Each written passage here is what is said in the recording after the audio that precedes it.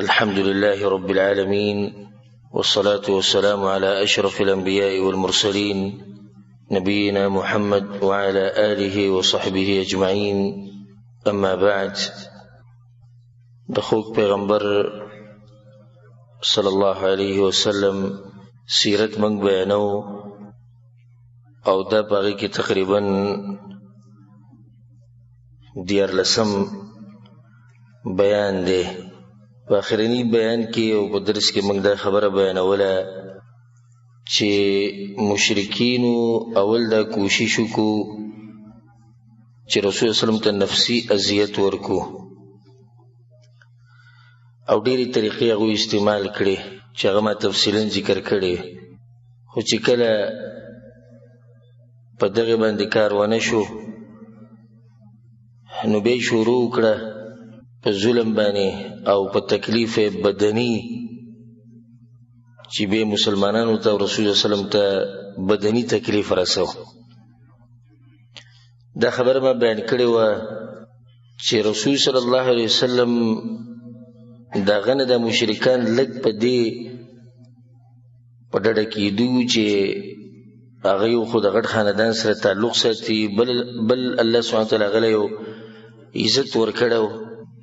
درېیمه دا چې ترې ورسره ولاړو ابو طالب، د هغې باوجود هم هغوی ښه رسول سلم ته تکلیفونه رسولي چې هغه ما بعض پکې ذکر کړی و، ځکه چې مسلمانانو ته تکلیفونه، رسول سلم ته تکلیفونه، دا یو دومره اوږد باب د اوږده موضوع ده، بله دا چې انسان ته ښه درد او تکلیف رسوي. خو بعضو ته پکې موږ اشاره کړې وه. نو صحابه کرام تنګول د هغوی ته څه غټ کار نه ښکاره کېدو، خصوصا په هغو کې چې کم کمزوري وو، نسب کې کمزوري وو، قوم کې کمزوري وو، ملګري ورسره نه وو، مال ورسره نه وو. په هغې کې موږ د یو څو کسانو مثال ذکر کړی و، لکه بلال رضی الله عنه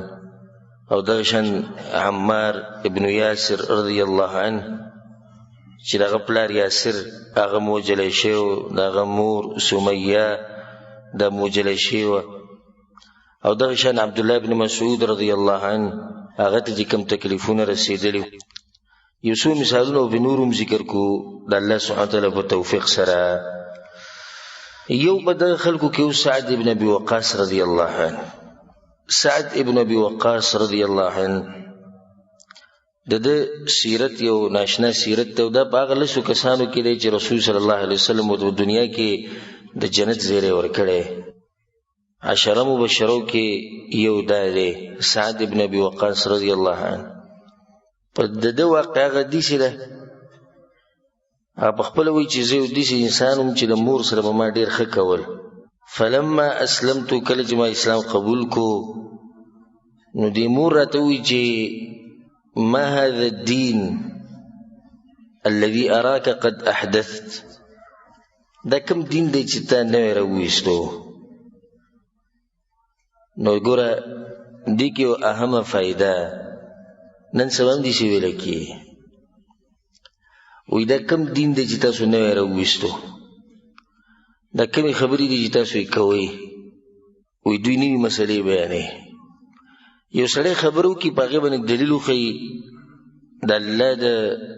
قرآن نه او یا د رسول الله صلی الله علیه وسلم د فرمان نه، دا نوی دین شو. دا ورسره پاسه 1400 کاله مخکینۍ خبرې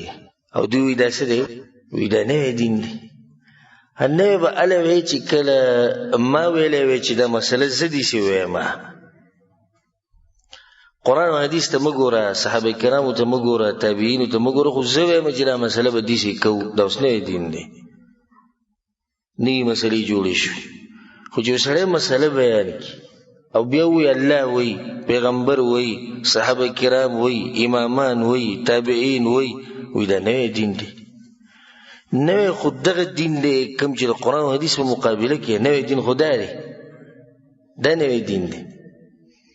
او نوی دین خو هغه دی چې یو جماعت جوړ شي 100 کاله 1.5 کاله مخکې دی وایي زمونږ مسلې زړې دي او ستاسو دا نوي یې. دویمه خبره د عباس وایي دا خبرې موږ چاته نه دي اورېدلې، دا کمی چې تا وکړو تاسو یې کوي دا موږ نه دي اورېدلي ته وایې چې دا چېرته امام بخاري دی ده نه دي اورېدلي جنبه یې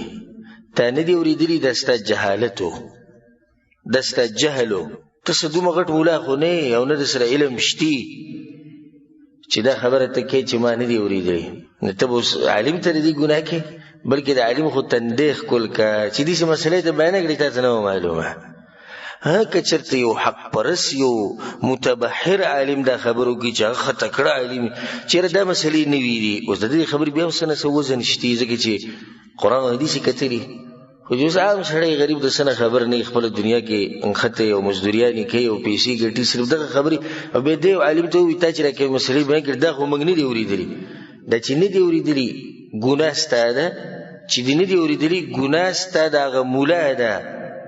چې هغه ته د حق نه دی بیان کړی نو دا دوه اهمې نقطې یادې ساته یو تا ته به لازم خلک دا وایي چې تا نوي مسلې شروع کړې نو دا خبره مخکې هم شوې ده نو سعد بن ابي وقاص رضی ته اولنۍ خبره مور ده وکړه زویه ما هذا الدین الذي اراك قد احدث دا نوی دین دې راوړی چې دا ته څه ګډوډو کې نښتی ستا پلار به دا خبرې کولې ستا نیکه دا وي ستا ترونو دا خبرې کړي ستا خاندان والا ته خو درون سړی د غټ خاندان سړی ته دا قصې کوې اوس او سعد بن ابي وقاص رضی په هغه ځوانانو کې دی چې د دې یو ناشنا سیرت پروت دی او تاریخ داسې انسانان ډېر لږ لیدلي لکه څنګه چې صحابه کرام دي او د دې سیرت ما د الله په توفیق سره تفصیلا بیان کړی دی ځان له هغه واورئ د سعد بن ابي وقاص رضی سیرت دلته موږ هغه تفصیل نه شو تللی دویمه نقطه دا شو یو خو دغه شو چې نوی دین دې راوړو نو دویمه نقطه دا واضحه شوه چې دا کومې مسلې چې ته بیانې دا ما نه دي اورېدلي د هغې جواب وشو تا نه دي اورېدلي مطلب خو دا نه چې زما مسله غلطه ده مسله به هله غلطی دی یو سړي چې کله د هغه سره په مسله باندې دلیل نه وي چې دلیل وي بس خبره ختمه شوه ندور مع الحق حيث دار وندور مع الدليل حيث دار دا یو لنډ قانون زده کوي چې موږ د دلیل سره تاویږو را تاویږو که هر طرف ته تاو شو دا ښکلې خبره ده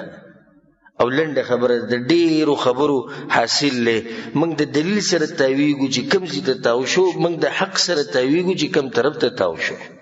دې ته پکې نه ګورو چې دا حق خو پلانې وایي دی خو زموږ د جماعت سړی نه دی د پلانې مولوي صاحب دی خو زموږ ملګری نه دی د پلانې خو زموږ دشمن دی د پلانې خو پنجابی دی او د پلانې خو عربی دی او د پلانې انګریز دی دا قیسې نشته حق چې څوک بیانوي موږ یې منو او دلیل چې چا د خبرې یې بس د خبره مضبوطه نو سعد بن ابي وقاص رضی ته مور ویل تاسو څه کارونه شروع کړي سعد روغ رمټ هلک وي خراب شي نو بس بیا ورته دا ووایي چې یا به خپل دین پرېږدې او یا به زه خوراک او څښاک نه کوم تر دې چې زه به مړه شم نو بیا به ته بدنام شي خلک به ورته وایي چې دا هغه سړی دی چې مور یې خپله وژلې ده ستا دپاره به بدنامي جوړه شي چې دا هغه سړی دی چې مور یې وژلې ده نو خلک به بیا وایي چې دا قاتل دی د مور نو هغه ورته وایي مورو خبره داسې ده چې دا کوم کارونه چې ته دا مه کوه زه درته خپله خبره کومه چې زه دا دین نه پرېږدمه زما دغه صفحه خبره بیا ورته په صحیح مسلم کې م د روایت شتي چې د مورې قسم وخوړو چې زه به د هغه وخته پورې تا سره خبرې نه کوم چې څو پورې ته واپس د خپل دین ته نه یې راوړېدلی او نه به خوراک او څښاک کو او ته دا وایې چې ته د مور پلار سره ښه کوې آیا ستا دین تا ته دا خبره ښایي ګوره داسې سبحان الله دا سیرت کې ناشنا فواید دي چې کله سړی بیانوي بالکل هغه خپل حالت ته چې سړی وګوري چې نن سبا زموږ په معاشره کې زموږ په قوم او ملک کې چې کله څوک حق بیانوي سره څه خبرې کوي دقه شان مخکې شي داسې نوي طریقه نه ده ته دا وې چې ته د مور پلار سره ښه کوې تا ته یې دا خو ولیدي نو اولنۍ شپه تېره شوه بیا دویمه شپه تېره شوه درېیمه شپه تېره شوه هغې نه څه خوړو نه یې څه څښل او بعض روایتونو کې داسې هم راځي چې نور به راوخوتو نور ته به کېناست په بد حال شو بېهوشه شو نو د هغې یو بل زوی چې د هغه نوم عمر بن ابي وقاص هغه پاڅېدو نو د مور له اوبه ورکړې چې کله د بېهوشۍ نه په هوش کې راله نو خیرې شروع کړې دې زوی ته هغه ورته وویل مورو ستا خو یو ساه ده که نه که سل ساګانې دي او یو وځي نو د دین زه نشم پرېښودی په دې کې زه د چا سره څه ګزاره نشم کولی. دی مسلمان په دین کې چا سره ګزاره نه کېږي، که پلار دی که مور ده که خور ده که رور که ښځه که قام قبیله ملک جبه هر څه دي وروره په دین کې چا سره ګزاره نه کېږي. دا اعلان د مسلمان دی. اوس څه مطلب دی؟ ودو لو تدهنو فیدهنون، دا خبره ما مخکې بیان کړه. اے پیغمبره، الله پیغمبر ته اے پیغمبر دوی غواړي که ته لږه نرمي وکړي دوی د سره م کوي. نرمي مطلب څه چې لږ دین پرېږدي. او هغه داسې چې یو کال هغه ورته څه ووایي وایي ته زموږ د بوتانو بندګي کوه، موږ به یو کال ستا د دې رب بندګي کوو. او رسول صلی الله علیه وسلم هغه اوچت انسان او د دې امت هغه قائد هغه چېرته چا سره په دې باندې سمجوته کولی شي، په دې باندې هغه صلح د چا سره کولی شي چې زه به لږ دین پرېږدم خیر دی؟ نه. ښکلي اخلاق په داود کې استعمالول دا جدا موضوع ده. اوس سړی ته وایي چې خلک ستا مطلب دی چې مور پلار سره غلط اخلاق استعمالوه. نه ما دا ویلي دي او نه دا چا ویلي دي او نه دا د سعد رضان طریقه وه. ښکلي اخلاق جدا مسله ده، دین پرېښوده د چا دپاره دا جدا موضوع ده. پلار سره ورانې وه پلار ښه قدر دې کوم زما په دې سره او زما لپاره تاج یې، د اسمان ستوری نورې سپومۍ یې ټوله دنیا یې، خو دین نشم پرېښودی خفه نه شي. مور تم دغه شان، قوم تم دغه شان، ملک تم دغه شان، دشمن تم دغه شان، یار او دوست تم دغه شان. الله سبحانه وتعالی آیتونه نازل کړو. آیتونه څه نازل کړو؟ ووصينا الإنسان بوالديه حسنا. الله موږ انسان ته ویلي چې د مور پلار سره به ښه کې. وإن جاهداك لتشرك بي، او که چېرته دوی کوشش کوي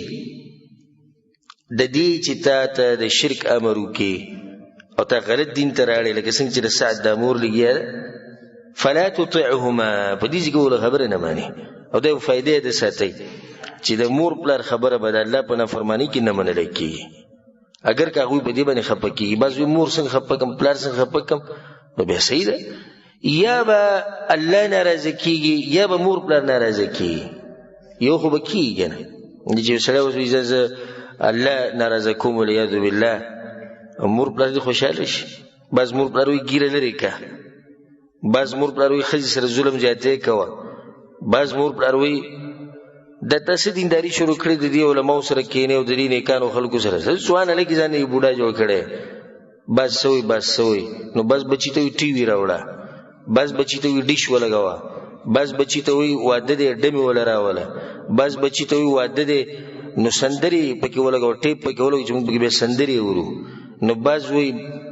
دا راوړه دغه راوړه حرام شي نه ورته یادوي. په دې ټولو خبرو کې به مور پلار ته ښه صفا ووایي چې تاسو زما مشران یې، زما هر څه، خو دې کې راسره مرسته نشم کولی.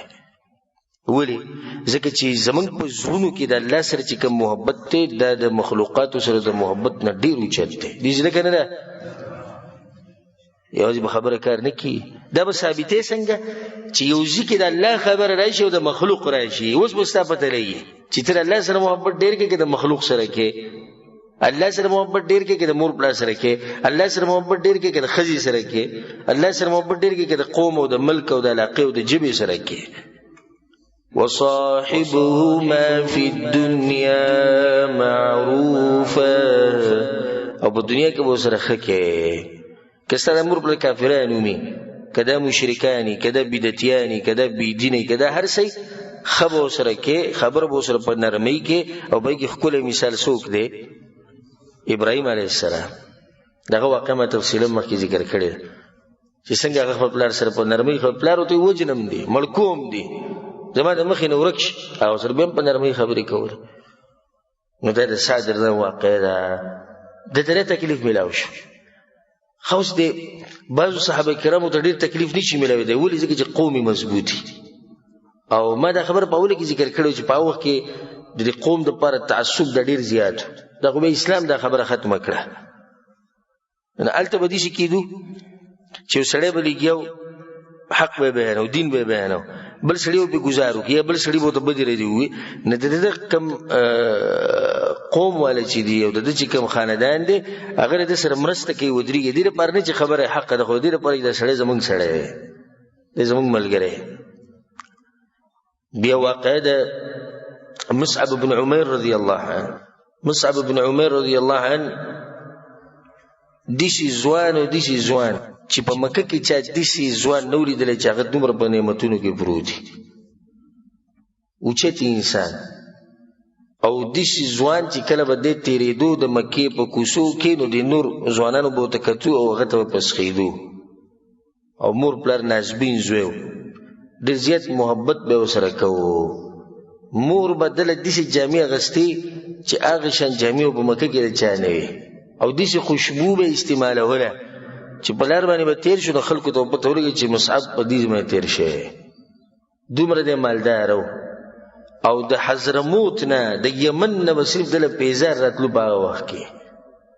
د دونه اوچت نعمتونو کې پروت. او چې کله به دی اوده شو، په تاریخ کې راځي چې کله به دی اوده شو نو چې د خوب پر پاسېد نو د سر ته به له د مور او د پلار او د خپلوانو قیمتي قیمتي خوراک یې ښودی و. وایي دی بغیر د خوراک نه اوده شوی چې راپاسي بیا به دی په خوراک پسې ګرځي نو تنګ به شي، نو دومره هم نه تنګوي، دومره ولم تکلیف نه ورکوي، نو خوراک به سر ته پروت. کله چې هغه ته پته ولګېده چې رسول صلی الله علیه وسلم دا خبرې کوي په دارالارقم کې، او دارالارقم انشاءالله خبره به هم نن راځي. دا یو خاص ځای و، رسول صلی الله علیه وسلم به پکې د ملګرو سره پټ پټ ملاوېدو، مشورې به یې کولې. د ارقم په کور کې دی هلته ورغی، په رسول صلی الله علیه وسلم باندې ایمان راوړو، اسلام یې قبول کړو. او بیا چې راووتو نو اسلام یې پټ ساتو د مور د یېرې نه، د قوم د یېرې نه. نو دی به توره تو وخت په وخت د رسول سره پټ ملاقاتونه کول. نو عثمان بن طلحه یو پیر دی ولیدو چې دی لګیا دی لمونځ کوي، په منځ یې ولیدو. او په وخت کې صحابه کرامو پټ پټ مونځونه کول چې د بکندو کې چې د سجدې کې به د غره په لمن کې سجدې کې به پټ پټ ولاړو ځان له مونځونه کول. نو دی ولیدو په منځ باندې فاخبر امه وقومه، نو ویل د مور ته خبر وکړه، قوم ته ولا وکړه، وی هغه خو نه خراب شي. نو بس دی قوم دی وتړو تر دې چې دی بیا پټ ووتو حبشې ته هجرت وکړو. انشاءالله د حبشې د هجرت ته مسله به نن راځي که وخت و. اولنی هجرت چې کله حبشې ته کېدو نو یو پکې څوک و؟ مصعب بن عمیر دی پکې و. سعد بن ابي وقاص رضی الله عنه وی ما دی لیدلی په هغه وخت کې کله چې په ده باندې دا سختې تېرېدې او قوم د ده نه خوراک بند کړی او د ده نه مال اخیسته او د ده نه هر څه اخیسته. وی دومره سختې په ده باندې تېرې شوې وې چې د ده د جسم به داسې پټ غورځو لکه د مار هغه پټ چې پټ غورځوي، د مار د سرمن دی که دا دې پټ غورځوي، دغه شان به د ده د سرمن نه دا پټونه ولیدو. دا هغه کس دی چې قیمتي عطر به استعمالول، دا هغه کس دی چې قیمتي کپړې قیمتي لباس دا د سره و. او رسول صلی چې به کله دی رایت کو مصعب نو دا به ووي ما په مکه کې د ده په شان ښایسته هلک نه ولیدلی او د ده په شان په نعمتونو کې ډوب انسان باندې نه ولیدلی. کمزوری شو، بدن خراب شو، رنګ یې تک تور شو، خو بیا یې دا وکړه چې دین یې واغستو او خپله دنیا یې خرڅه کړه. داغ انسانان دي چې رب العالمین سوی من المؤمنین رجال صدقوا ما عاهدوا الله علیه. الله په مؤمنانو سړو کې سړي دي هغه لوز چې کوم الله سره کړه هغه رښتینی کړی. نو دا خلک دي. مصعب رضی الله عنه هغه نعمتونه پرېښودو، ښایسته لباس او ښایسته عطر او خوراک او عزت هر څه پرېښود. بیا په احد کې دی شهید شو. انشاءالله دا به زه تفصیل به هلته کومه، احد سیرت چې کله بیا زه بیانوم. د احد په جنګ کې دی شهید شو نو بیا دومره څه نه و چې د ده جسم پې پټ کړی یو کپړه وه هغه به له په سر واچوله خپې به ښکاره شو، په خپو به واچوله سر به ښکاره شو. رسول صلی چې ته وکتو په ژړا شو، وایي دغه هلک ته ما په مکه کې د به شان هلک نه و لیدلی وی. ښه دا ځوانان وګورئ، دا زه ګورئ د هغه کسانو خبر نه کوم چې 40 کاله عمر یې و 50 او شپېته و، دا بلکل نوي نوي ځوانان دي. ګورئ ښه سعد بن ابي وقاص رضی الله عنه دا وړوکی ځوان و، او دا مصعب رضی الله عنه دا ځوان هلک و. ځوانانو ته موږ بار بار دا خبره کوو د غوږونه کولاو کوي دې خبرو ته. د دین دپاره قرباني دا د ځوانانو کار دی، د بوډاګانو کار نه دی. بوډا غریب خو طاقت ختم شوی، زور ختم شوی، جبه پسه شوي، دماغ کمزوري شوي، مال تی بچو نوسو کړوسو هغو تی اغستی، دا سره څه پاتې؟ په دین باندې قرباني کول، قرباني ورکول او په دین خاورې کېده د ځوانانو کار دی. ګورئ د چا کار دی؟ دا د ځوانانو کار دی. الله سبحانه وتعالی د اصحاب کهف په باره کې ویلي څه ویلي چاته یاد دی؟ إنهم فتية آمنوا بربهم وزدناهم هدى. إنهم فتية الله إلى زوانان لكانوا إذا مشهران نو بوداغان نو. إنهم فتية زوانانو دا دین مخی ته رسول دا زوانانو کار دی. انشاءالله مخی ته که الله ژوند راکو توفیق راکو د اسامه بن زید هغه واقعه چې کله لښکر بو رسول صلی الله لښکر تیار کړی خو رسول صلی بیا وفات شو او په هغه وخت کې د هغه عمر 18 کاله د لښکر امیر دی او په دې لښکر کې دنه ابوبکر صدیق او عمر بن خطاب ومو او دی په امیرو 18 کالو هلک. زمونږ هغه 30 کالو شي عجز غریب دا ټکي ته ختمیږي نه. ستړی شو په څه کې ستړی شو؟ په دې موبایل کې ستړی شو، په څه کې؟ په خبرو اترو ګپ شپونو کې ستړی شو، په کرکټ او په فوټبال کې ستړی شو، فلمونو ته ستړی شو، په ډرامو ستړی شو، په پالتو چکرو باندې ستړی شو، په مزدورو کې ستړی شو، په مسافرو کې ستړی شو، د ښځې په خدمت کې ستړی شو، د بچو په خدمت کې. بس دغه او رسول صلی الله علیه وسلم چې کوم کسان ذکر کوي عرش په سوري کې ولاړې وشاب افنى حیاته وشبابه فی طاعة الله. هغه ځوانان چې خپله ځواني خاوري کړي د الله د دین دپاره. دغه کس ته چې کله راغی رسول صلی الله ولیدو او حبشې ته تللی و که نه چې راغی په بد حال شلیدلې جامې اغوستې وي، یو ځای به پټو بل ځای به پټو، دا کپړې به یې سره راښکودې. رسول صلی چې ولیدو په ژړا شو، ملګرو ته دا هغه مصعب دی ویل د په شان هلک ما نه ولیدلی په مکه کې. نن د دې د جامو دا حال دی، د دې د رنګ ته وګورئ تک تور شی، د دې د سرمنې ته وګورئ پټونه تې ولیږي، د دې جسم ته وګورئ هډوکې بوکې ښکاري. دا ټول هغه خلک دي چې دنیا یې خرڅه کړې وه او دین یې اغستی و. یو ځوانو خباب ابن الارت رضی الله عنه، خباب رضی الله عنه دا مریو مرئی الله سبحانه وتعالی د هغه دپاره په قسمت کې او په نصیب کې د اسلام لیکلی ډېرې زیاتې سختې میلاو شوي دي په مکه کې ده ته. او کومو کسانو ته چې ډېرې سختې میلاو شوي دي په هغو کې یو بلال رضی الله عنه دی او یو دا خباب رضی الله عنه دی. د دې لپاره چې دی د خپل دین نه واپس شي، د دې لپاره چې دی د حق پرېږدي، دومره تکلیف به د ده ورکو دی خباب رضی الله عنه ته. سیرت کې راځي چې دی به په سکروټو باندې سملو، په سکروټو باندې به سملو، نو د دې جسم نه چې کوم نوونه وتو کمې اوبه به ترې وتې د هغې د لاسه به دا سکروټې بیا مړې شوې. او دی چې د چا سره و د هغه زنانه وه ام انمار بنت سباع الخزاعیه، نو هغه او د هغې قوم دی به یې د دې ویښتو نه نیولو او په لاره به یې راښکودو او د مرۍ به ورله تاو کړه، دا سټ به ورله تاو کړو، دومره به ورله تاو کړو بل طرف ته به یې راواړو. سړي دغه یې مات شو او لتې او سوکان او دا هر څه به ورله ورکول. په غرمو کې به یې راوویستو، په دې تورو کاڼو په دې غرونو کې به یې راښکودو. او رسول صلی الله علیه وسلم د دې سره ډېر خاص محبت و، خواله به یې ورته و.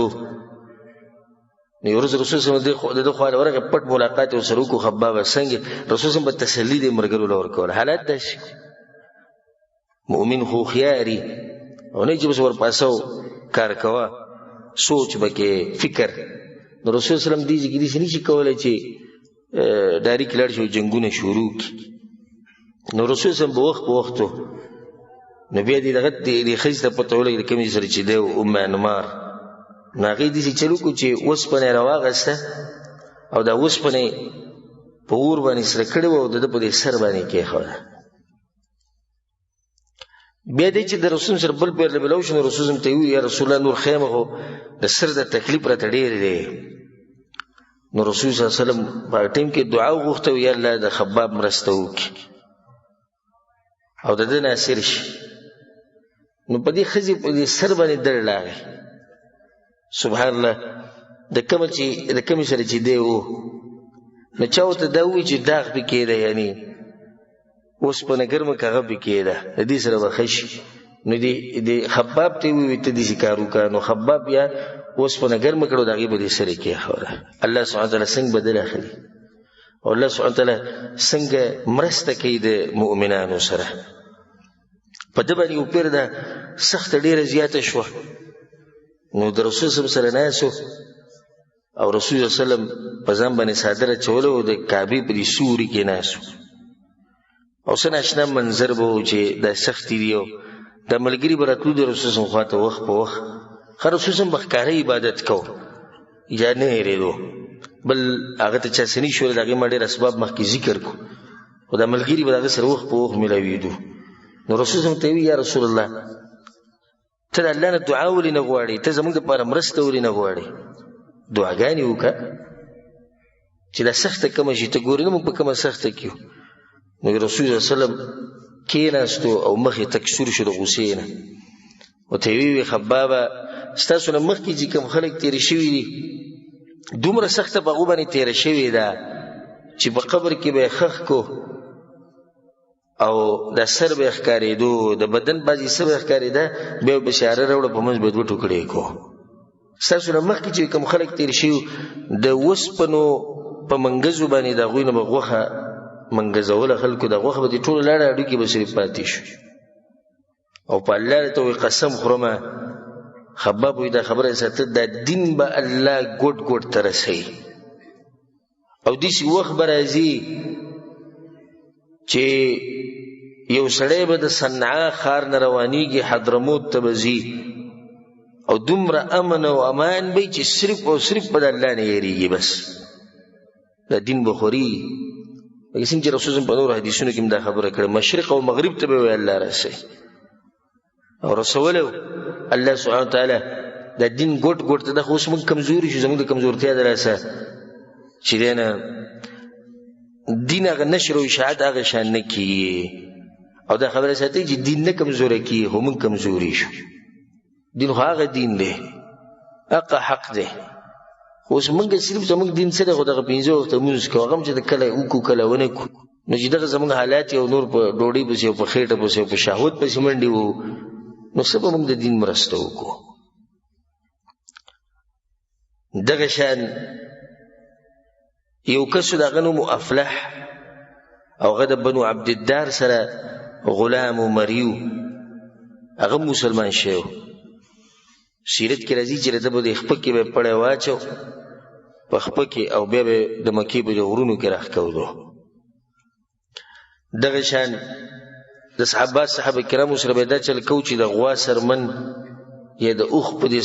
سرمنه کې به بند کو د سرمن به دې چپ چاپېره تاو کړه او بیا به غرمو ته کېښودو یا به ورته د اوسپنو د زغرې واچولې درنې درنې او لاندې به ترې د کپړې ویستې وې هغه شان به غرمو ته کېنولي وو. دا ټولې سختې په دې مسلمانانو باندې تېرېدې او ما تاسو ته دا خبره په اولو کې وکړه که موږ دغه تفصیل لاړ شو نو دا یو ډېر اوږد لیست دی په دې کې ډېر نومونه دي خو دا ټولې قربانیانې چې کومې دې خلکو ورکړي دي هغه د دین دپاره زمونږ چې نن سبا د دین سره دومره شوق او نشتی او جذبه هم نشتی او د دین داسې بې قدره شوی د ډېرو خلکو ته نو د هغې وجه دا دی چې د دین موږ ته په میراث کې پاتې شوی یعنې سعودي عرب ته چې راشي او دوبۍ ته او انګریزانو ملکونو ته لاړ شي یو ریال یو ډالر وګټي د هغې اوس دومره قدر یې والله چې مړې کا خو دا ریال ته نشي اخیستی وروسته کې سخته پسې تېره کړي او دا دین دی صرف تا ته به دغه وایي دعاګانې غواړئ چې زموږ دپاره دغه د دعاګانو درخواستونه به کوي او ناست به صرف دغه دین د دعا کوي جماعت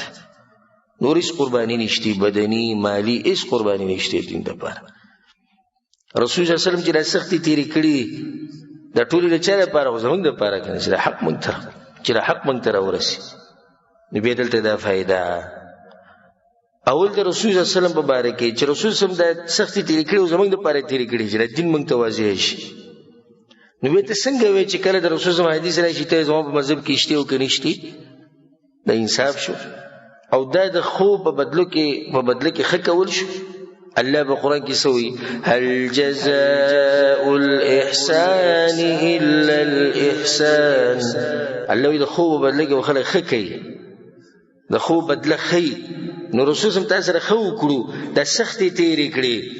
قسم سختي او مخې تر رواني د خو ګره ابتدا ده هموجب القصه ختم شو دا خو ابتدا ده پر رسول الله باندې سختي ختميږي چې کله یو لسم کال د هجری راشي کنه او د دې دنیا نه رخصت شي نو په دغه ورځ سختي ختم شي او ځکه راځي ان شاء الله په واقع کې چې کله فاطمه رضی الله عنها جړل او پلار تناسته او هغه باندې ځن کدنو نو رسول الله ته لور جاړم د نن بعد بس په پلار باندې سختي نه د دې سختو ده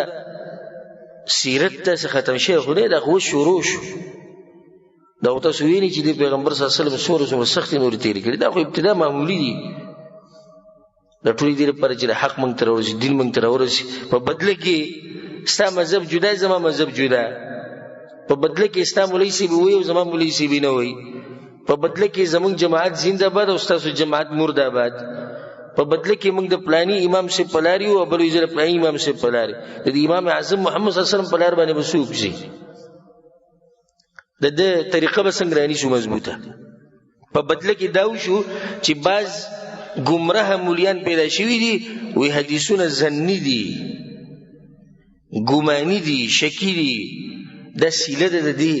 چې رسول الله خو کړو سختي تیر کی تر دین ورسې نن ته هغه خبرې چې هغه دومره په مشکلاتو موږ تر رسول دي هغه ته نن شکی کړي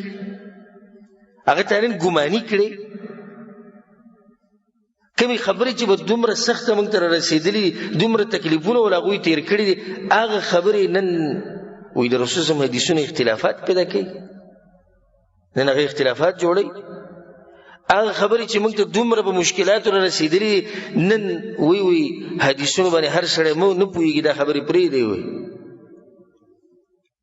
دوی به پیغمبر ته کم مخ باندې مخامخ کیږي په ارض محشر کې او به چې دعا غواړي یا الله بس د حوض کوثر وبرته نصیب کړي طریقه ولا نه منمه داغه په طریقې عبادت نه کومه زما مذهب جدا دی زما مولا جدا دی زما کتاب جدا دی خو د حوض کوثر وبد دې سړي نس کما یا الله شفاعت نصیب کی څنګه ته هغه شفاعت غواړي او چې هغه خبره ته څوک بیان کی نو کله ته وابي وي کله ته غیر مقلد وي کله ته د انګريزانو سره دی کله د رسول الله د حکومت سره دی به د سیله شو دی به صحابه کرام د څومره سختي تیری کړی دا وګوره ابتدا د بار ویم ګوره مخکې به ویني په جهادونو کې دوی څومره وجلې کیږي څومره به شهیدان کیږي څومره ښځې به کونډې کیږي څومره ماشومان به یتیمانان کیږي دا بیرون سیرت کې تاسو اورئ دي صحابه کرام په چې به سړی لګي شو خبرې کوي لکه د شیعاګانو د روافضو او بعض نام نهاد مولیان چې هغه لګي دي صحابه کرامو شان کمی او به خبرې کوي دا د خوب بدله نو پکار دا چې دی پیغمبر صلی الله علیه وسلم دومره سختي تیر کړی دین موږ ته رسول چې د دین موږ د سینې سره جوخ ولګو او دا وایو چې په دې باندې زموږ هر څه قربان دي دغه صحابه کرامو سره محبت دا وی بلار باندې تک دې څه وکوي کنه وکوي یو خبره د فائدې لپاره یاد ساتئ د مکی دور چې څومره د دیار لسکاله دې ته کې سره په جوړ نظر باندې ګوري نو ټول تربيت ته یعنی رسول سم تربيت کوي تربيت او تربيت کې چې مخې ته یو ملک به جوړیږي مسلمانانو یو زور په کوم ځای کې مدینه کې دغه پر رسول سلام ځوانان تیاري دغه پر الله سبحانه تعالی تربيت کې صحابه کرام او کله چې رسول سم وفات کېدو او واقعه تفصیلا راځي نو په دغه ورځ اخرنی ورځ د رسول سم په دنیا کې او د سحر مانځه ټیم خلک رالو یا رسول الله رسول صلی الله دغه ته وای ابوبکر ته چې مونږ کی ابوبکر صدیق رضی الله مخې ته شو مانځت د مانځ په دوران کې رسول الله صلی الله علیه وسلم د عائشہ نه د کور د کړکۍ پردو چته کړه او صحابه کرامو ته وګورئ مسکی شو انس بن مالک رضی الله عنه وی چې نږدې و چې زمونږ د منځونه خراب شي دومره مو خوشاله شو چې رسول الله صحت دومره برابر شوی دی چې کړکۍ نه پردو چته کړه مونږ ته وکړو ابوبکر صدیق رضی الله عنه اوچت انسان هغه د ایمان او د احترام نه جزل ډکو هغه زر جو شاته راتو رسول الله ته کړکۍ نه اشاره وکړي ابوبکر خپل ځی پاتې زنه دروځم دا د رسول سلام اخیرنه نظر خپل مرګ وروته د مسکه پس شو مسکه په دې شو چې دې قوم او دې ځوانان او دې سړی مشاته پرې خو دي کې سوال زنه خو دې بیا د عبادتونو د جهادونو د هر څه کوي ځکه چې زنه نه ما په خپل کوټه کې پروت خو جمعه دغه شان ډکت زه په خپل کور کې پروت ما خو هغه د دینه غزمري راغلي سهار منزله به تور تیار کی په دې جمی کې په هر څه کې راغلي هم په دغه ورځ بیا رسول صلی الله علیه وسلم د ضحا په ټیم کې یعنی تقریبا دغه وخت نه 15 غنټې وروسته رسول الله صلی الله علیه وسلم د دنیا نه رخصت شو او لار د رب العالمین سره ملاقات وکړو او رسول الله صلی الله علیه وسلم څنګه تربیت دا وی کړو په دغه جماعت کې کم توخم منګه چولې نو هغه توخم را رسیدلې هغه د صحابه کرام دي نو الله سبحانه وتعالى به دوی تربیت کو په دې مکی دور کې رسول سم به دوی تربیت کو او الته جنگ نشي کولای د جهاد حکم الله سبحانه وتعالى نکو هر ځکه الله صبر وکي مخواړوي د دوی نبی الله سبحانه وتعالى په هغه وخت کې د سورۃ المزمل نازل کړي د سورۃ المزمل په اوله کې الله سبحانه وتعالى وایي یا ایها المزمل قم الليل الا قليلا نصفه او ينقص منه قليلا او زد عليه ورتل القرآن ترتيلا الله سبحانه وتعالى دې د طریقو خو تهجد کوي قران وایي په خوږ आवाज باندې یعنی یو رابطه ما سره جوړه کړي دا سخت به ملګری کم شي رسول صلی الله علیه وسلم کله مصیبت راځي کله سخت راځي بلال اقامت وکړي د منځو دا زړم لګ بارام شي نو دې ځکه الله سبحانه وتعالى په هر کار کې حکمت الله کې وخت د کفر او کافرانو به بدغه ټیم ټول تبا کړي خو دې الله نه کوله چې د دین څنګه خوريږي په ست طریقه د دې لپاره به قربانيان ورکړي کېږي الله دا خو غواړي نو الله تعالی طریقو خو موږ کوي په تهجد په اول کې ګوره لازم به څه شو منسوخ شو او دا مسله موږ د حدیثونو درس کوو پای کې موږ تفصیلا ذکر کړی په دغه آیتونو کې د سورۃ المزمل آیتونه چې مخې ته لاړ شي الله سبحانه وتعالى باغی کوي واذكر اسم ربك وتبتل إليه تبتيلا دا الله نوم یادوي ډیر دا الله ذکر ډیر کوي د ذکر سره زړه مطمئن کی هر قسم سخت روانه غزله بدی مطمئن شي وتبتل إليه تبتيلا رب المشرق والمغرب لا إله إلا هو رب د مشرق او رب د مغرب دی اشاره دې ته چې د مشرق او مغرب د الله سره د ازمکه اور څه بتا سره درکې خو صبر کوي دا سره دي مشرکان سره خو نه دي چې دوی بچای دا خبره ختم شو رب المشرق والمغرب د هر څه بتا اوسه ملایوي نبی او الله سوي فاتخذه وکیلا هغه وکیل وګرځوي کارسازي وګرځوي بابا نه اعتماد ساتي واصبر على ما يقولون او دوی چې سوي هغه صبر کوي ځکه چې دا وخت د صبر دی وهجرهم هجرا جميلا او د دوی په خطر طریقه باندې ډډه وکي دا احکام نازلې دوی په مکه کې ډډه وکي ځان دې ساتي خپل دعوت چلوي صبر کوي ځان دې ساتي خو دعوت بګوره ودرېږي نه دعوت برواني د قربانيانې بکی اولنې زنانه چې د اسلام لپاره قربان شوی دغه څوک ده سمیه رضی الله عنها زنانه شروعات کړی وره ابو بکر صدیق رضی الله عنه په دغه وخت کې دا چل کو کله چې په مکه کې د ظلم ډیرو نو د غلامان مریان وینځي د به غستی او د به بیا آزادولي دومره غټ کار به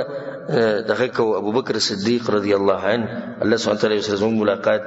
په جنت الفردوس کې وکړي دا غینه بیا مسله د دار الارقم بیانو کور د ارقم حکمت دا او د حکمت طریقم دا ده چې په دې حالاتو کې رسول صلی الله علیه وسلم د مشرکانو سره جنگ ونه کی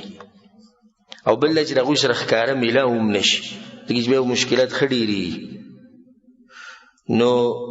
تقریبا سلور کاله د رسول صلی الله علیه وسلم سلور کاله وشو د سلور کالو پورې د رسول صلی الله علیه وسلم ملګرو سره پټ پټ میلاوېدو کله په یو ځای کې کله په بل ځای کې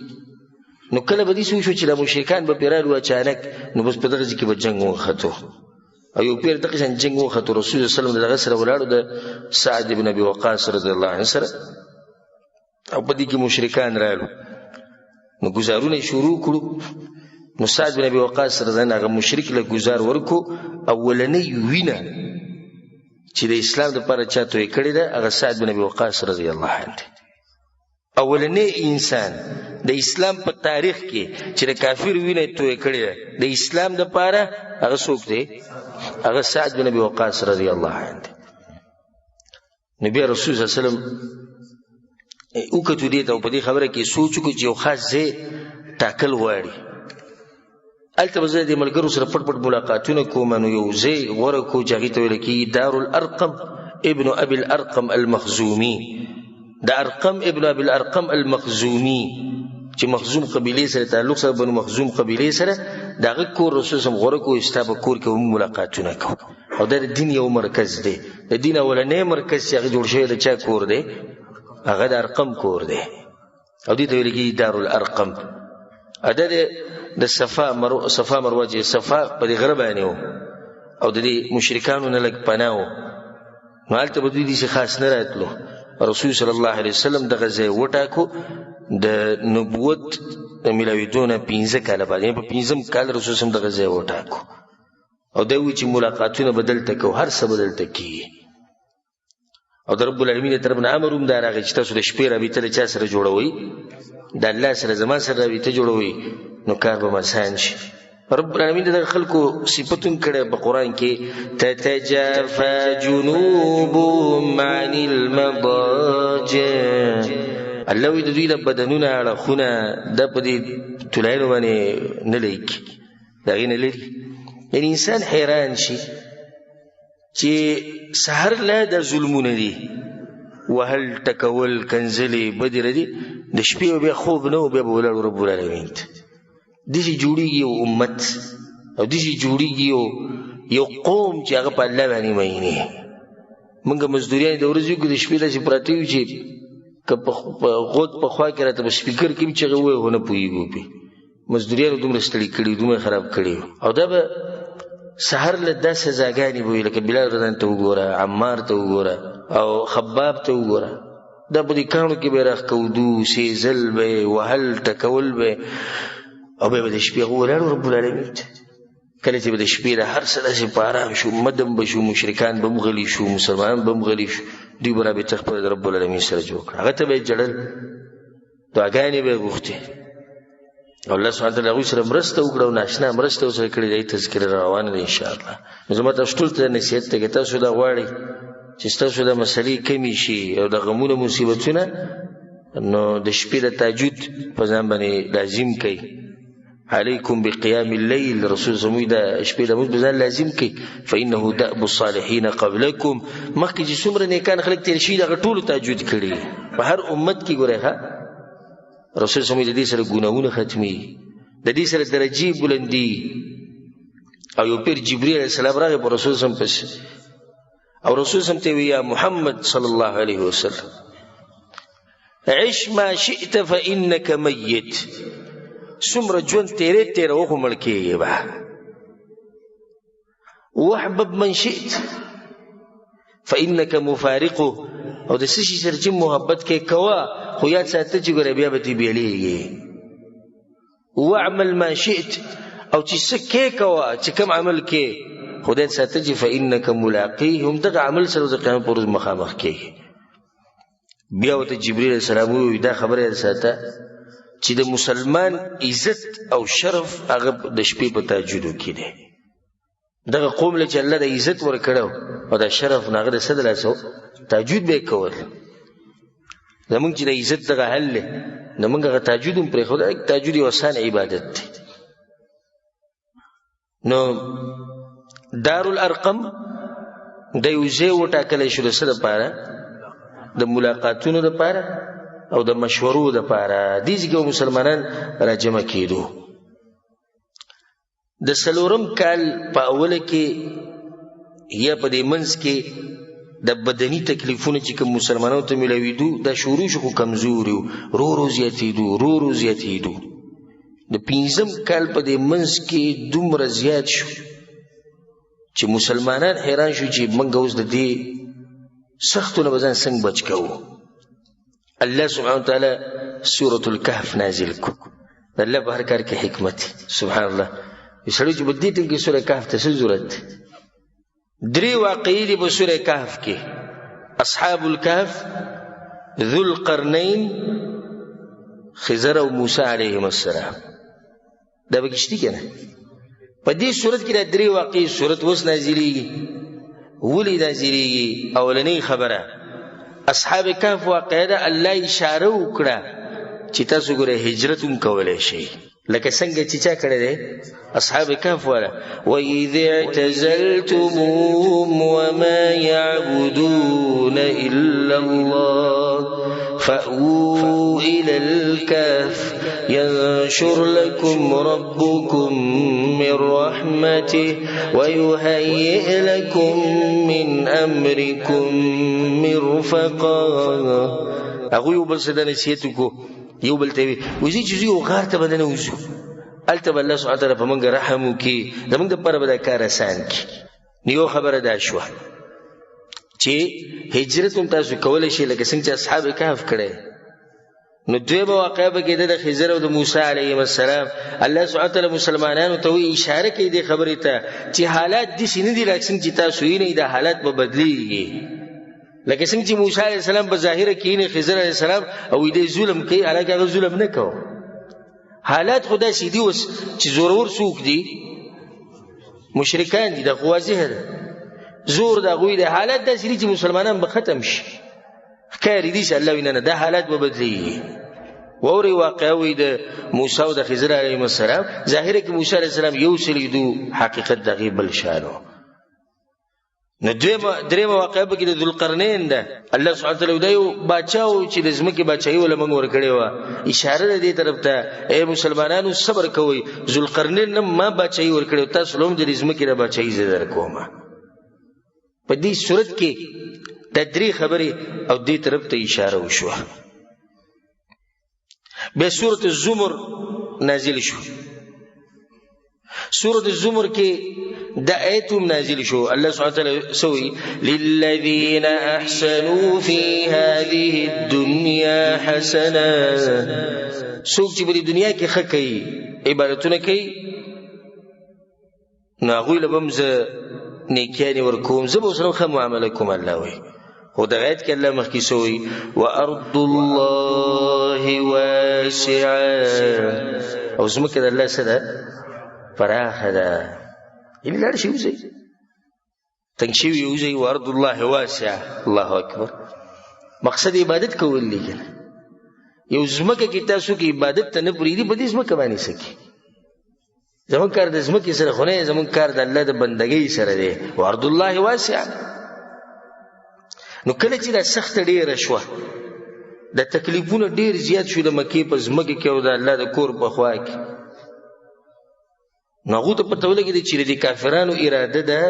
د دوی د دعوت بالکل ختمول او مسلمانان ختمول نو زړه کې دا تپوس راغی چې څه به کېږي که دا لږ مسلمانان ختم شو څه به کېږي چې کله دا وړوکی ټولګی ختم شي نو ټوله ذمهواري د چا په اوږو راله د رسول صلی په اوږو باندې الله دې سره زموږ ملاقات په جنت الفردوس کې وکړي. یعنی انسان سوچ کې شي چې خپل هغه ته دومره مصیبتونه او تکلیفونه دي، بیا د امت غم دی. نو بیا دا غم هم رسول صلی الله علیه وسلم ته پیدا شو چې د شمار یو څو صحابه کرام دي، ملګري دي، زنانه دي او سړي دي او ماشومان دي، کدا ختم شو مخکې بس کی کدا دعوت په دې ځای ودرېد د مخکې امت ته خبر رسول غواړي. او الله وتویل دي وما ارسلناك الا رحمة للعالمين. ای پیغمبر ته ګوره ما ټول خلکو ته لېږلی، صرف قریش ته مې نه لېږلی. زموري خډيري چې ټول خلکو ته، پیریانو ته او انسانانو ته، اوس دوی ته دعوت څنګه ورسو؟ او حالات دا دي ورځ ته ورځ سختې ډېرېږي. خدا خبره ساتي چې الله ته ښه اسانه و چې د خپل حبیبي ته بچ کړی وی وکه نه وه، دې مشرکان نه بچ کړی، دا مؤمنان به بچ کړی وی په کلمه د کن. انما امره اذا اراد شيئا يقول له کن فیکون. دې څه به شی وی، یو معجزه به یې راښکاره کړی وی. خو دا د الله سبحانه وتعالی طریقه نه ده، د الله سبحانه وتعالی طریقه دا نه ده. ښیي د انسانانو ته چې تاسو به محنت کوئ، تاسو به کوشش کوئ، تاسو به دین دپاره سختي تېروئ. رسول صلی الله علیه وسلم سوچ شروع کو، سوچ یې شروع کو. هلته د جنګ خبره که زړه کې راځي، الله ورته ویلي واعرض عن المشرکین، پیغمبره مخ واړوه، جنګ خبرې به نه کړي. نو بیا دا فیصله وشوه چې دا علاقه به پرېږدو، دا ملک به پرېږدو. او سبحان الله دا دومره سخته فیصله ده، دومره سخته فیصله. تاسو ورته سوچ وکئ چې یو سړی خپل علاقه پرېږدي په کوم ځای کې پیدا شوی، او یو سړی خپل بچي پرېږدي، یو سړی خپل مال پرېږدي، یو سړی خپل قوم پرېږدي. دا ډېر ګران کار دی. یو سړی په خپل ملک کې اوسېږي، ښه رزق شتي، هر څه شتي، او دی به اوس یو داسې ملک ته ځي چې هلته دی خلک نه پېژني، داسې ځي ته به ځي چې هلته د ده د رزق پته نه لګي چې څنګه به رزق ګټي. یو ناشنا ځي ته به ځي د الله د دین دپاره. نو ته سوچ وکړي چې دا کار اسان دی که ګران دی؟ ډېر ګران کار دی. موږ خو زموږ تجربې خو شوي دي په دې مسله کې. څنګه مزدوري دپاره یو ځای د بل ځای ته ځو، نو څومره ګران کار. حالانکې دا سړی بیا ځي واپس، ملک ورسې آباد دي، خو چې سړی لاړ شي بیا پته نه لګي چې واپس به راځي که نه به راځي، څه به کېږي څه به نه کېږي. دا بچي به بیا وینم که وی به ننم، دا قوم، دا ملک، دا مال، دا جیدات، دا هر څه پرېښودل ډېر ګران کار دی. نو ځکه الله سبحانه وتعالی په هغه ټیم کې دا آیت نازل کو والذین هاجروا فی سبیل الله. او هغه خلک چې هجرت کوي د الله په لاره کې، ثم قتلوا او ماتوا، او بیا څه شو؟ ووجلی شو یا مړه شو. یا هجرت کې هر څه راتلی شي، یا به خپل مرګ مړ شي او یا به دې څوک مړ کړي. ليرزقنهم الله رزقا حسنا، الله به ښایسته رزق دې خلکو له ورکوي. ليدخلنهم مدخلا يرضونه، دې سبل الله ورکوي چې دوی به پرې راضي شي. دا آیتونه الله دې دپاره نازل کړي چې دوی د زړه څه شي؟ مطمئن شي. فرض الله واسع ده، الله ځمکه پراخه ده، ځای وځای عبارت. د رزق مسله ده، څه به کوو؟ موږ ته به میلاویږي څه؟ په لاره به څه خورو؟ په پردي ملک کې به څه خورو؟ رب العالمین آیتونه نازل کړو وفي السماء رزقكم وما توعدون. د اسمان نه وي د رزق فیصلې کېږي، تاسو دا غم مه کوئ. وفي السماء رزقكم، رزق کم ځای کې دی؟ اسمانونو کې دی. ډېر غم یې مه کوئ. زه اکثر د ملګرو ته وایم غم مه کوه، که تا نه رزق خطا شي خو ته ترې نه خطا کېږي، تا پسې به لازم راځي. تا نه به خطا شي خو ته ترې نه خطا کېږي. نو ډېرې رسم مه کوه چې دین هر څه دې پسې پرېښودي. صحیح ده سړی اسباب لټوي، خو دومره حدودو کې چې دین ترې پاتې نه شي. سړي نه هر څه پاتې شي او رزق او رزق او رزق او رزق. وفي السماء رزقكم، رزق دا خو په اسمانونو کې دی لیکلی شوی دی، تقسیم شوی دی، ما قوه موږ ته میلاوي. نو بس مشورې وشوې. رسول الله صلی الله علیه وسلم ملګرو ته ووایي ځئ بس حبشې ته هجرت وکړئ، کوم ملک وته خو حبشه. او دې کې اوسو مسلې د هغې ته اشاره کوم. یو مسله دا ده چې حبشه رسول صلی الله غوره کړه، هغه جواب وروسته وکوم. خو یو مسله ده اهمه ده، مسلمانانو چې اولنې هجرت کو حبشې ته، دای د دعوت ته بچ کولو دپاره کو که د مسلمانانو د بچ کولو دپاره کو؟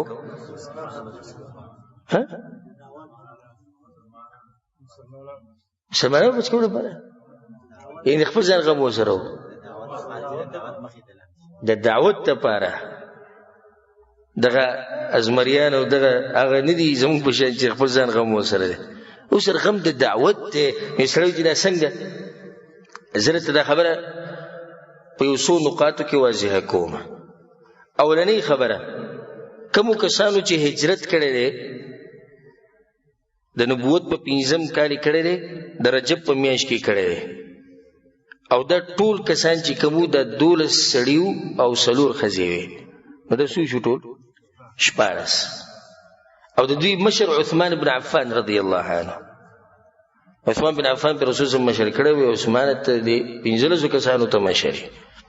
او دغه سره دغه بیبي رقیه بنت رسول الله صلی الله علیه وسلم هغه سره وه. او د دوانه موتی رسول صلی الله علیه وسلم وی چې کله دوی لاړو، وانهما اول بیت هاجر فی سبیل الله بعد ابراهیم ولوط علیهما السلام. دا اولنی کورنۍ ده چې د ابراهیم او د لوط علیه السلام نه وروسته دوی هجرت وکړ د الله په لار کې. اولنی کورنۍ هغه څوک دي؟ عثمان رضی الله عنه او دغه بیبي رقیه د رسول الله صلی الله علیه وسلم لور. اوس دې کې دې خبرې ته سوچ وکړئ چې قبل پرز د هجرت د دې دپاره و چې دا خلک بچ کړي، نو بیا به رسول صلی ډېر خلک لېږلی وی. دې ته سوچ ته وکړه، یعنې ټول چې کوم ځي 15 کسان دي، نو دا 15 کسان ولې رسول صلی لېږي؟ دا ټول ملګري به یې لېږلی وی که چې بچ شوی وی. دلیل دی په دې باندې چې رسول صلی غواړي چې دعوت بچ شي، مؤمنانو به الله حفاظت کوي. اگر که دا یو وجه کېدی شي، خو غټه وجه نه ده. غټه وجه هغه څه ده؟ د دعوت حفاظت. خبر دې ته ګورئ چې رسول صلی چې کوم کسان لېږلي دي په دې ټولګي کې، نه هغه ټول د قریش نه دي، او په قریش کې په غټو غټو خلکو کې دي. سوال په زړه کې دا راځي، که د رسول صلی مطلب دا وی چې خلک بچ کولی، نو بیا خو به د کمزوري لېږلی وی. داسې که نه ده؟ نو رسول صلی دا خلک سره لېږي، د دوی سره خو قوم شته، د دوی سره مالونه شته، هر څه شته، دوی ولې ځي؟ وجه د هغې دا ده چې کله دا غټ خلک هلته لاړ شي، نو دوی به هلته اثر کوي، د دوی خبره اثر کوي. او دا واضحه ده چې د زورور سړي خبره اثر کوي، د کمزوري سړي خبره اثر نه کوي. بله پکې دا وجم ده چې کله دوی هلته ورسي او نجاشي باچا هغه دوی ویني، دا به چې دا غټ مخوریز خلک زما خواله راغلي، نو دا یو سیاسي مسله شو. څنګه؟ یعنی دا خلک راغلي د مکې نه د قریش د سیاستو سره نه لګي، زموږ خواله راغلي.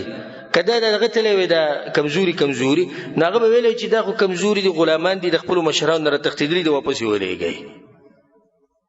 نو دوی یو پناه هلته واغسته. په دې خبره ورسېدی که نه چې اصل بنیادي مقصد څه شو؟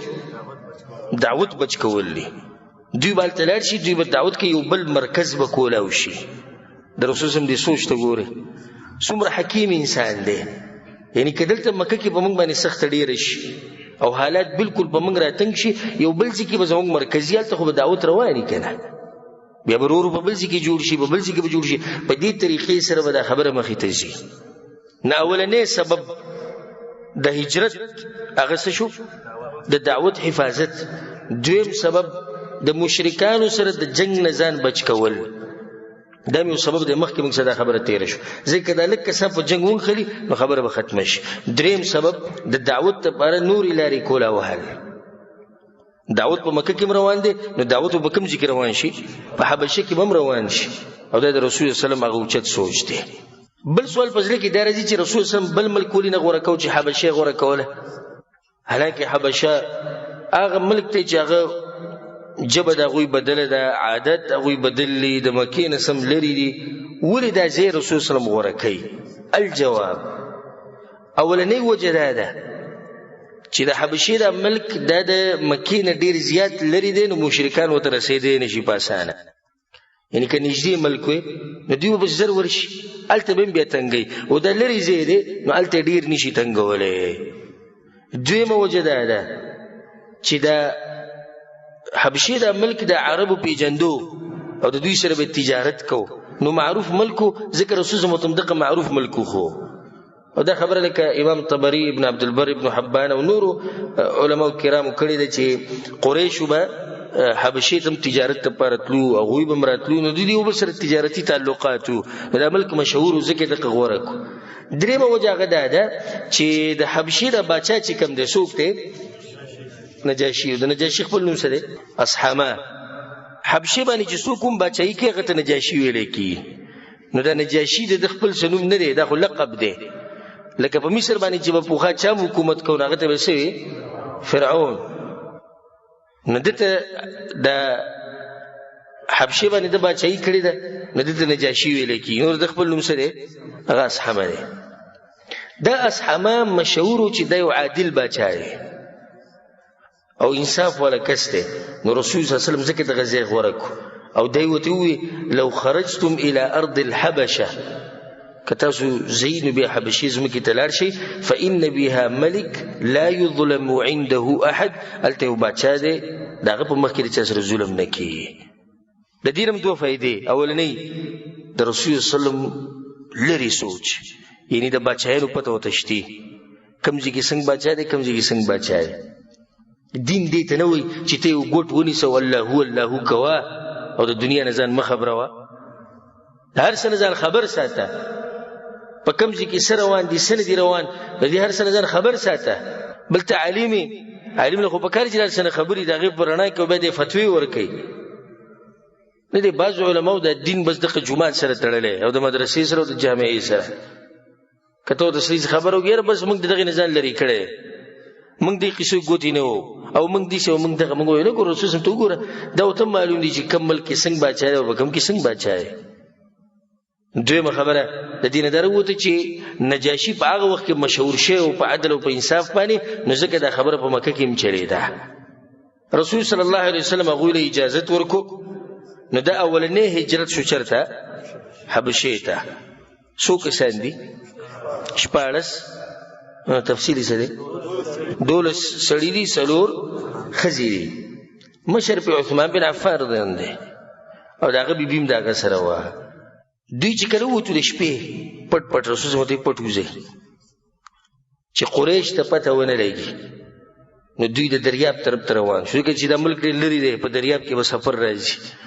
ګوره د الله سبحانه وتعالی دپاره قرباني ورکول دې ته د الله دین دپاره محنت او کوشش دې ته قرباني دې ته ځان خاورې کول. موږ 2 قدمه ځي کې درس لري نشو راتلی موږ 2 قدمه ځي کې جومات ته منزل نشو راتلی او په دریاب کې بلا سفر کې او د مکې نه به ځي حبشې ته او په هغه وخت کې چې دا آلات او دا شینه مینه نشته دا کوم نعمتونه چې اوس راوتلي دي په لاره به څه کېږي څه به نه کېږي دوی به څومره سفري دوی به د اوبو په دې منځ کې چېرته دا رزق ورته ختم نه شي دا توخه ختمه نه شي کوم چې بیمار شي د هغه سره به ګوره دوی څه کوي که په لاره کې د دشمنان ډاکوان راووتو هغوی له به څه جواب ورکوي د هغوی سره به څنګه مقابله کوي دا ټولې خبرې پکې وي خو هغوی بیا هم ووتو. لاړو یو بندرګاه وه چې هغې ته به شعیبه ویلی کوي شعیبه بندرګاه یعنې دغه ځینې به دا کښتۍ مشتۍ تلې نو هلته الله سبحانه وتعالی دوی دپاره خبره اسانه کړه 2 کښتۍ دوی ته میلاو شوې سفینتین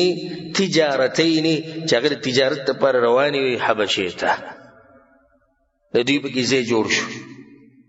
دوی کېناستو سواره شو په 2 کښتو کې روان شو قریش ته پته ولګېده چې سړغوتي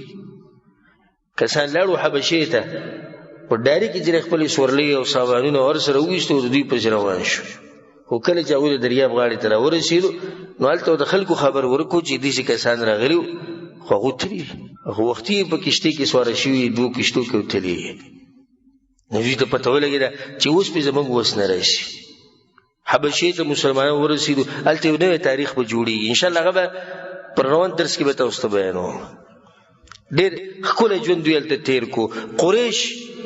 مشرکانو بیا نوی یو چلی جوړ کو یو مکر یو دوکه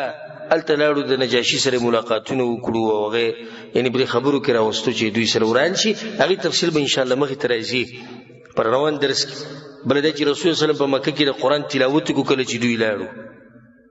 رسول صلی الله علیه وسلم خخ کاره په مکه کې د قران تلاوت کو مشرکین ټول سجده ولګول قران ته